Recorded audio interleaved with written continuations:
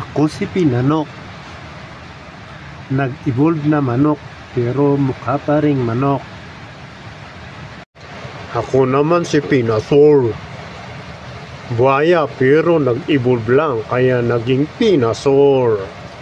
Ako naman si Pinaso. Pinaso kasi parang napaso ang isang mata ko. Pero aso pa rin, nag-evolve lang. Pinaso. Ay, araw-araw na lang. Nagkahanap ako ng makakain. Pag wala akong nahanap, magugutom ako. Ako naman, nagbabantay.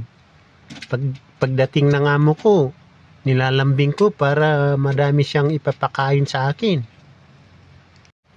Ako, walang problema. Dahil may mga galamay at tauhan ako, sila na ang bahala para sa makakain ko. Ramdam nyo ba guys, parang lumalamig na sa gabi? Oo, ako din. Naramdaman ko ang lamig kagabi. Tapos, nakakita pa ako ng multo, mas lalo akong nilamig. Ha ha ha. Ako nararamdaman ko mainit sa aking palad. Nakikita ko sa mga ghost project namin, milyon-milyon ang lalapag sa aking kamay. Good morning sa inyo. Pinaso, bakit ka natatakot sa multo? Oo nga Pinaso, bakit ka natatakot sa multo? Mga kaibigan ko ang mga yon.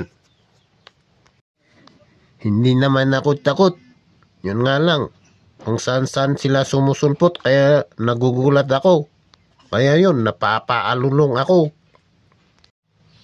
Oo nga no. Sa town, sa butuhan, at ngayon, sa project pa. Saan pa kaya sila susulpot? Mga ghost talaga. Ouch! I'm hurt. Alam nyo namang mga kaibigan ko ang mga ghost.